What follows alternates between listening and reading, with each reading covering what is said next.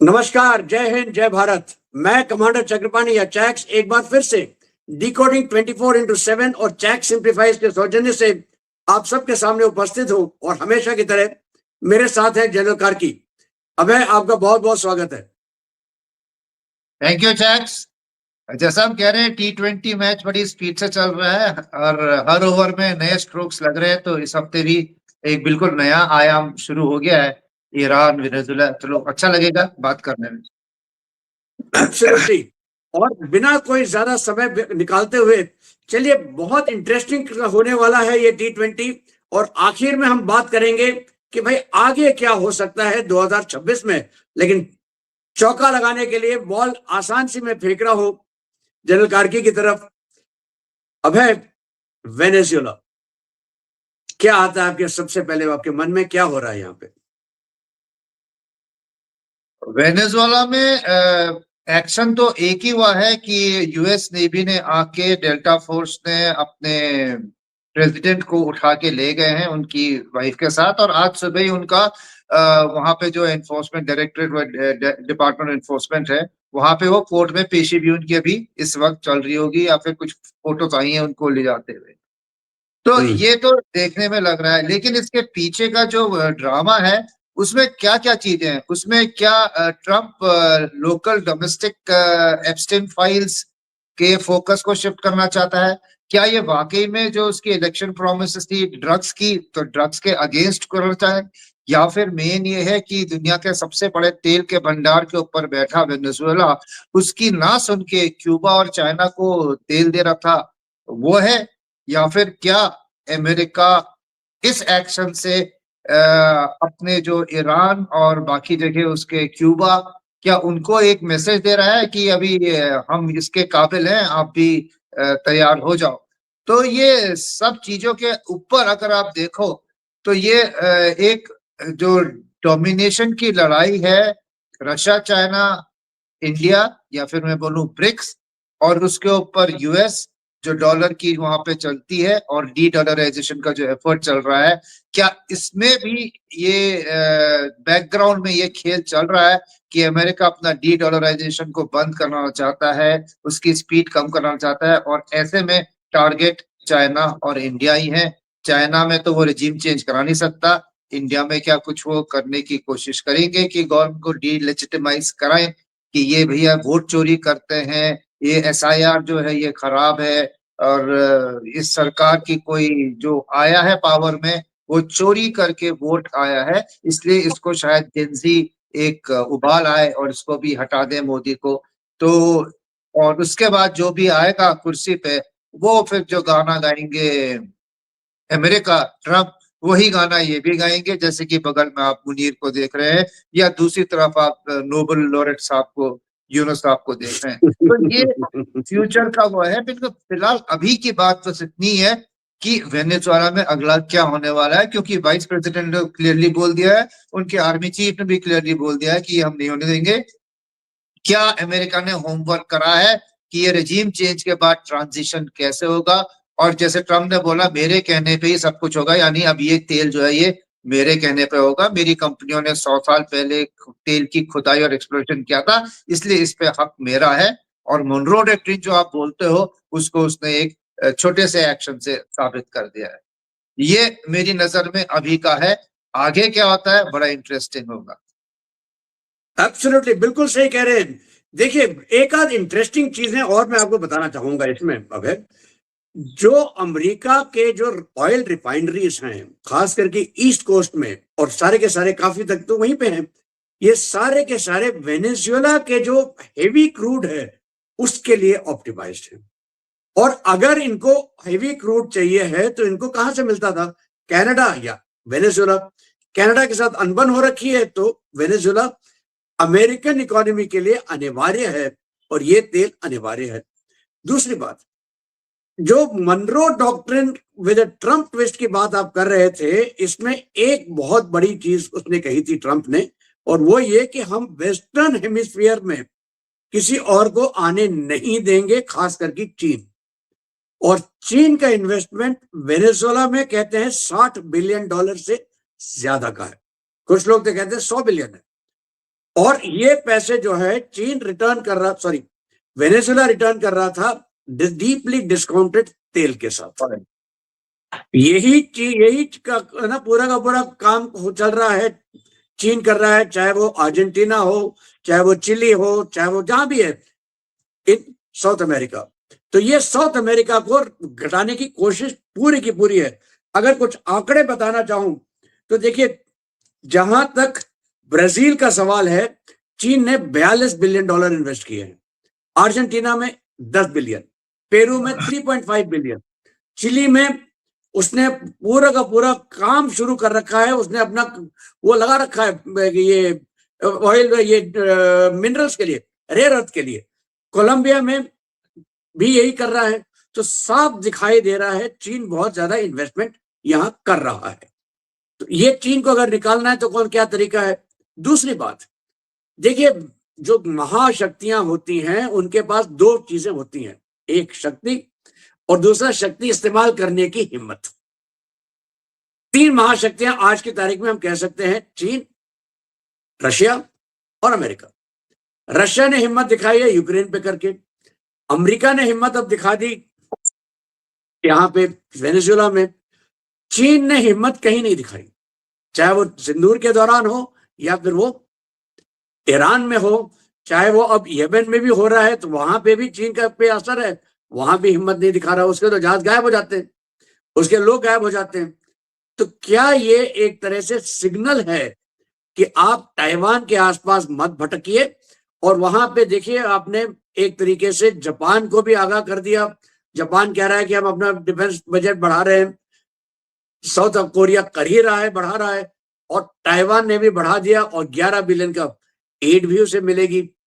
आपको क्या लगता है, क्या ये जितना भी आपने जो कहा है वो तो 100% सही है, इंटरनल प्रॉब्लम से लेके एक्सटर्नल प्रॉब्लम, लेकिन ताइवान का एंगल के ऊपर आपका क्या विचार है। जी, इसमें मैं जैसे देखता हूँ साउथ अमेरिका, जैसे मोनरो डॉक्ट्रिन बोलते हैं, अमेरिका अपना बैकयार्ड मानता है हमेशा ही, और इसमें चाइना और रशिया काफी दखलंदाज कर रहे थे और चाइना का इन्वेस्टमेंट उसमें बढ़ गया था। पनामा में तो आते ही ट्रंप ने पूरा एक्शन ले लिया था पनामा कैनाल पे, और वो ये नहीं चाहता कि यहाँ पे उसके अपने बैकयार्ड में चाइना का इन्फ्लुएंस रहे, बढ़े की बात नहीं है, रहे। तो उसमें वो धीरे धीरे करके हर कंट्री में जहाँ पे है वो उनको स्ट्रैंगल करेगा। और ये जो वेनेजुएला का चीप क्रूड ऑयल जा रहा था, देखिए ईरान का ऑयल जा रहा था चाइना को, अभी ईरान का ऑयल खतरे में है। वेनेजुएला का ऑयल जा रहा था चाइना को, वो ऑयल अभी बंदी हो गया है। अब तीसरा बचा रशिया का, उसका वो कुछ कर नहीं सकता है ट्रंप। तो चाइना का स्ट्रैंगल तो ये चल रहा है। और इसमें अभी ताइवान के ऊपर अगर जो चाइना ने करना है वो उसकी ड्रिल्स चल रही हैं, पर क्या वो अपनी शक्ति का इस्तेमाल करेगा या कर सकता है। अमेरिका ने दिखा दिया कि मैं भैया इंटरवेंशन में अभी भी अपनी काबिलियत रखता हूँ, लेकिन एक छोटी मोटी वेनेजुएला जैसी कंट्री में मिलिट्री इंटरवेंशन करना, और एक चाइना जैसी कंट्री में जो ताइवान पर अगर हमला करती है उस लेवल पे आपका इंटरवेंशन या एक्टिव पार्टिसिपेशन, वो एक क्वेश्चन मार्क है। पर तीसरा ये भी है कि चलिए यूक्रेन रशिया ने कर दिया, उसको कराया गया था फोर्स करके, और यहाँ पे अमेरिका ने अपनी शक्ति प्रदर्शन दिखा दी है। इसका चाइना पे कोई प्रेशर नहीं है कि वो भी ताइवान पे एक्ट करे। इसके कारण अगर वो करेगा तो अपने इंटरनल प्रॉब्लम से दिमाग हटाने के लिए, और जी का जो एक है जज्बा कि मैं अपनी टेन्योर में ताइवान का रीयूनिफिकेशन करूंगा, उसकी वजह से वो कर सकते हैं। लेकिन जैसे मैं हमेशा कहता हूँ, ताइवान से अगर कोई लेसन सीखा है, कोई सबक सीखा है, या अफगानिस्तान से कोई सबक सीखा है महाशक्तियों ने, तो ये यही है कि अंदर जाना तो आसान है, बाहर निकलना बहुत मुश्किल है। और अगर लोकल जनता आपके साथ नहीं है तो गोरिल्ला वॉरफेयर में आपकी नाक में दम कर देंगे, और आपको 200 किलोमीटर के समुद्र के दूर जो ताइवान है उसको सस्टेन करना और एडमिनिस्टर करना, लॉजिस्टिकली भी और मिलिटरीली भी, एक नाइटमेयर होगा चाइना के लिए। जो आज की इकोनॉमिक परिस्थिति जो चाइना की इंटरनल है उसमें उसको ये सस्टेन करना थोड़ा मुश्किल पड़ सकता है। और अगर इंडिया यहाँ पे अगर टिबेट कार्ड खोल दे, जो अमेरिका सोचता है कि इंडिया करेगा, तो फिर चाइना जो है वो दोनों तरफ अटक जाएगा, उसके पास फोर्सेस मिलेंगे नहीं कि वो ताइवान पे जा सके। जैसे आज की तारीख में मुनीर को फोर्सेस मिल नहीं रही है कि वो गाजा या फिर यमन में डाल सके।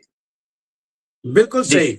लेकिन इतना जरूर है कि अमेरिका ने, जैसा आपने बिल्कुल सही आका था शुरू में ही, कि तख्ता पलट की कोशिश की है, लेकिन क्या होमवर्क किया है कि नहीं, यही चीज हमें दिखाई देती है ईरान में। यहां भी तख्ता पलट की चीज का प्रयत्न हो ही रहा है। ईरान की देखिए हालत क्या है, वहां पे इन्फ्लेशन बढ़ के हो गया है 42% से ज्यादा। 42% बहुत ज्यादा इन्फ्लेशन होता है। जीडीपी ग्रोथ तो ना के बराबर है। और जो उनकी करेंसी है वो 50% डीवैल्यू कर दी पिछले पिछले कुछ दिनों में। ऑफिशियल रेट है 42,250 रुपीज, 50 रियाल टू $1, मतलब 42,000 रियाल से ज्यादा $1 के लिए। अनऑफिशियली कहते हैं 1.5 मिलियन रियाल $1 के लिए। हालत ऐसी हो गई कि वहां के जो दुकानदार थे उन्होंने अपनी दुकानें बंद करके सड़क पे आ गए। लोग सड़क पे हैं, क्योंकि जैसे आपको याद होगा, अबे जब सेकेंड वर्ल्ड वॉर नहीं हुआ था, वाइना रिपब्लिक था, और उस समय लोग कहते थे कि एक बोरे में हम ले जाते हैं नोट और एक ब्रेड कप लेके आते हैं। ये हालत ईरान में हो रही है। तो अब ईरान की जनता जो है वो सड़कों पे है। उल्टी तरफ पे ये लोग कह रहे हैं कि हमें मुल्ला नहीं चाहिए, हम वापस पारसी जोरास्ट्रियन बनना चाहते हैं। और पेशकियान ने, जो उनके प्रेसिडेंट है, उन्होंने जरा उदारता से कहा है कि देखिए ये बाहर की गलती नहीं है, ये हमारी ही गलतियां हैं, हम इसको सुधारेंगे, संयम रखिए। आप ये तख्ता पलट का जो कार्यक्रम अमेरिका नहीं रचा है, और कौन रचेगा ईरान में, इसको आप कैसा देखते हैं? देखिए, ईरान जो है एक हॉटस्पॉट तो बनाए हुआ है। और अगर आपको याद है कि 3-4 साल पहले वो जो बुर्का के चक्कर में जो मॉरल हमाशा पुलिस अमीनी, गाड़ी को हमाशा रखा अमीनी था, के ऊपर।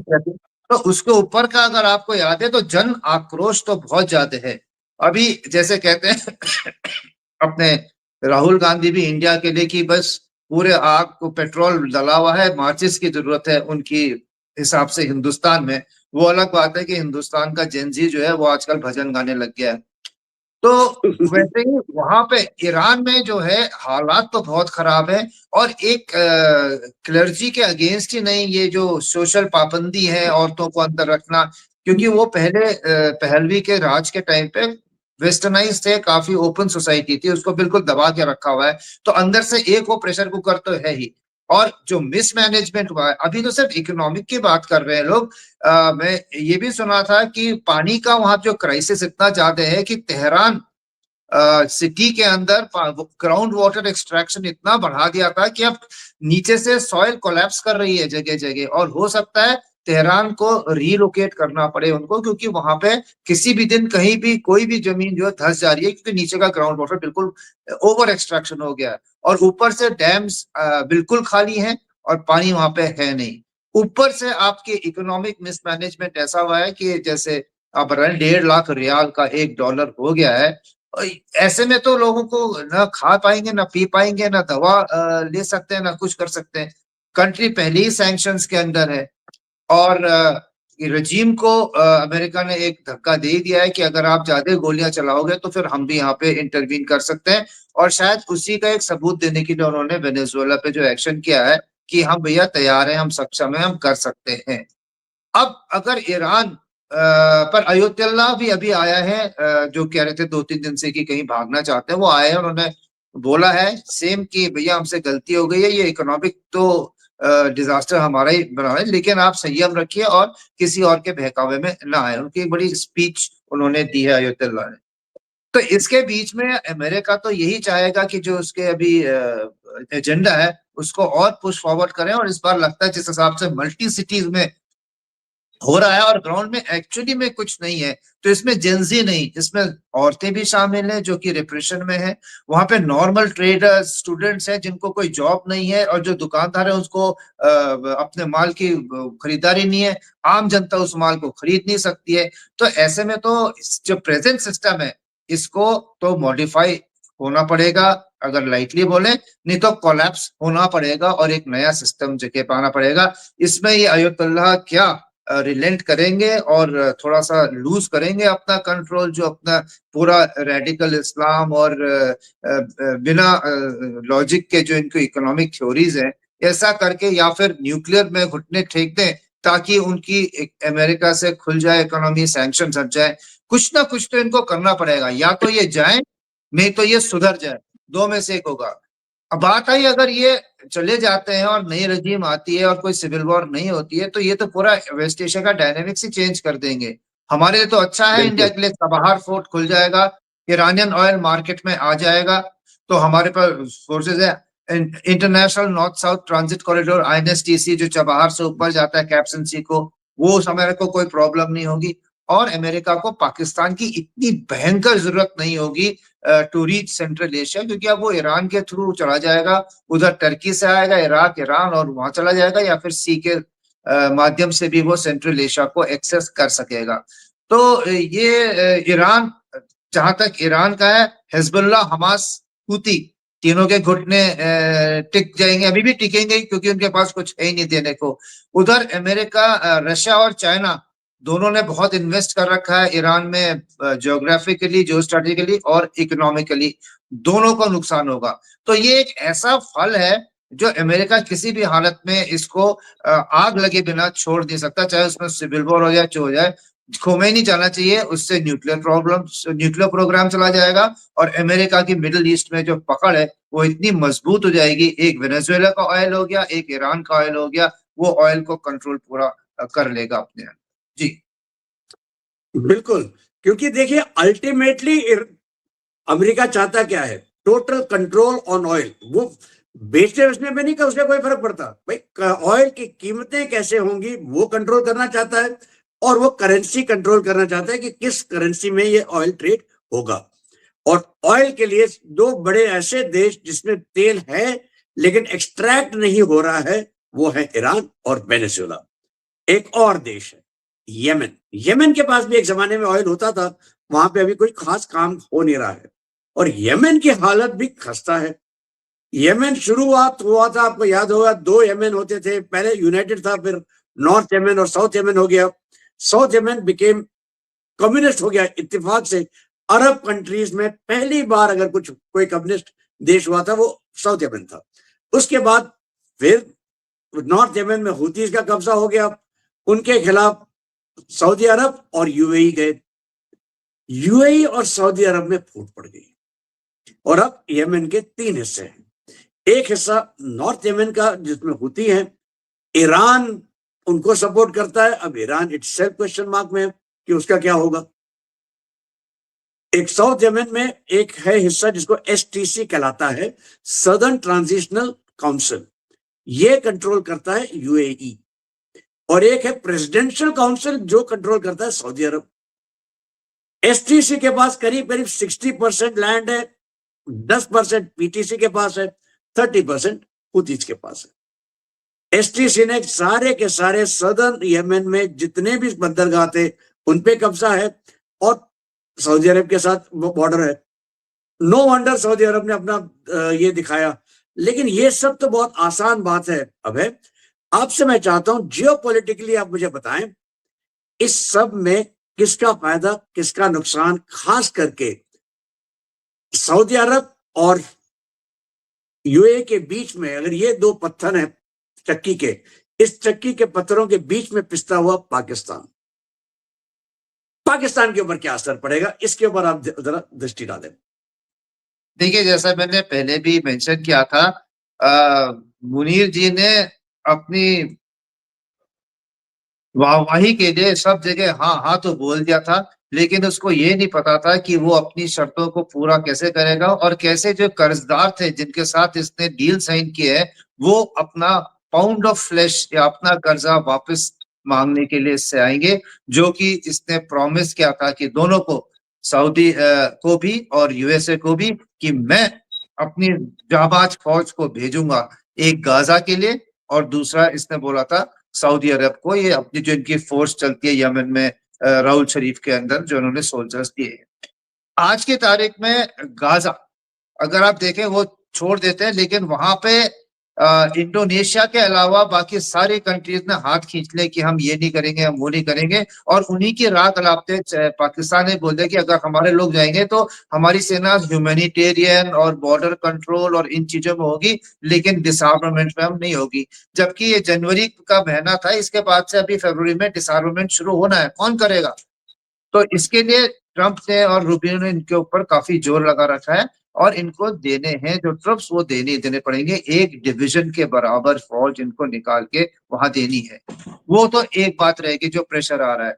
दूसरा, अभी तक इन्होंने सोचा था सऊदी अरब से मैं जब साइन कर लूंगा तो जब इंडिया मेरे पे अटैक करेगा तो सऊदी अरबिया के F-16 और बाकी चीजें जो है जिनको ये रूटीनली प्रैक्टिस करते रहे जिनके ऊपर, वो मेरे को अवेलेबल हो जाएंगे और मेरी एयरफोर्स जो है और तगड़ी हो जाएगी, क्योंकि हमारा तो डिफेंस पैक्ट है, एन अटैक ऑन वन, एक पे हमला दूसरे पे हमला माना जाएगा। उनको ये नहीं पता था कि अब ये ऐसा मौका आएगा कि यूएई और सऊदी के बीच में यमन में जो लड़ाई चल रही है उसमें सऊदी की हार जो दिख रही है और यूएई की जो दिख रही है। अब सऊदी ने इसको बोला है अपनी एक डिवीजन दीजिए, और जो यूएई ने कब्जा किया है एसटीसी ने 60%, वो मेरे को वापस ला के दीजिए। तो ये एक इसके लिए अब एक और डिवीजन इसको चाहिए, और वहां पे इसको लड़ना पड़ेगा यूएई के साथ। यूएई से इसने अभी पिछले महीने हाथ जोड़ के जो इसके $1 बिलियन का कर्ज से पे नहीं हो रहा था, उसके बदले इसने अपनी जो फौजी फाउंडेशन है, फौजी फाउंडेशन में उसने उसके शेयर्स दिए हैं। फौजी फाउंडेशन क्या है? इनकी आर्मी लड़ाई तो हारती रहती है लेकिन बिजनेस में बहुत अच्छी है। सीमेंट से लेके बच्चों के डायपर तक, ब्रेड, बैंकिंग, टूरिज्म, आप कोई सेक्टर आप नेम कर लीजिए उसमें फौजी फाउंडेशन का हाथ है। वैसे एक अक्सारी फाउंडेशन नेवी की है और शाही फाउंडेशन एयरफोर्स की है। ये सब जो है बिजनेस में लगे हुए हैं और इनका बड़ा आधी इकोनॉमी पाकिस्तान की यही चला रहे हैं। तो उन्होंने अपनी फाउंडेशन के शेयर जो थे वो यूएई को दे दिए। अब आप लगाइए, जिससे आपने परसों कर्जा लिया है और जिसको नूर खान बेस में आपने गले लगा के उनको प्राइवेट विजिट जो आते हैं हंटिंग के लिए यूएई के शेख वगैरह, उनको सारा फैसिलिटेट किया है, उनके पैर हाथ जोड़ के विदा क्या है अपना $1 बिलियन के डेप को रीस्ट्रक्चर करा के।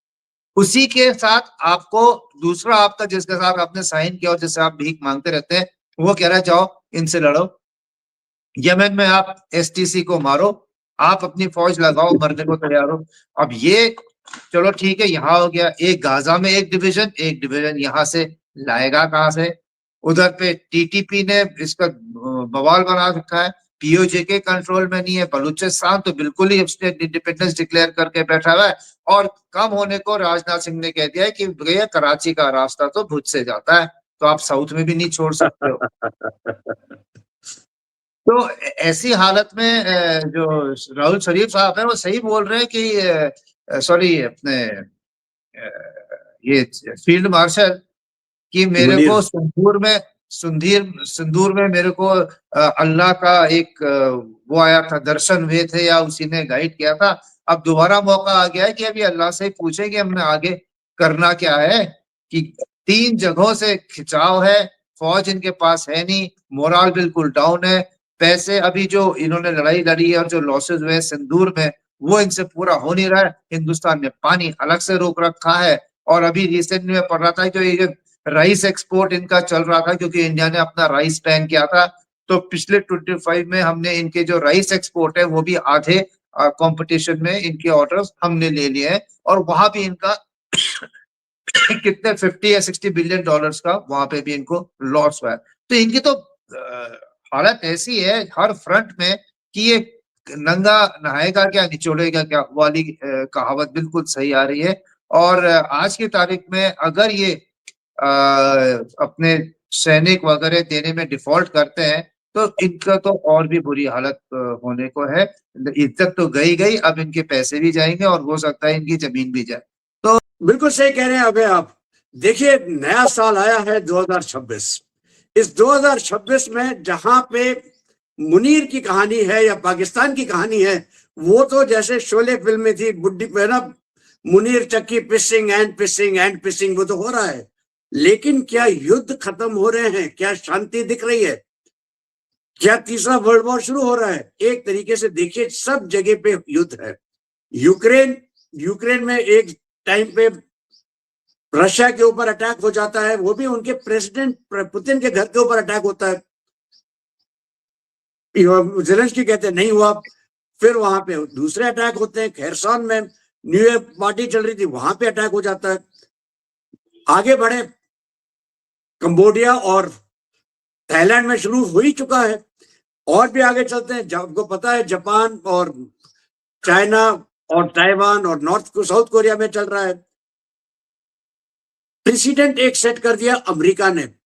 वेनेजुएला के प्रेसिडेंट को उठा के, ये शायद हिस्ट्री में पहला इंसिडेंट ऐसा है किसी एक देश ने दूसरे देश के प्रेसिडेंट को उठा के बंदी बना के अपने देश ले गया है, वहां पे ट्राई करने के लिए इन मॉडर्न हिस्ट्री।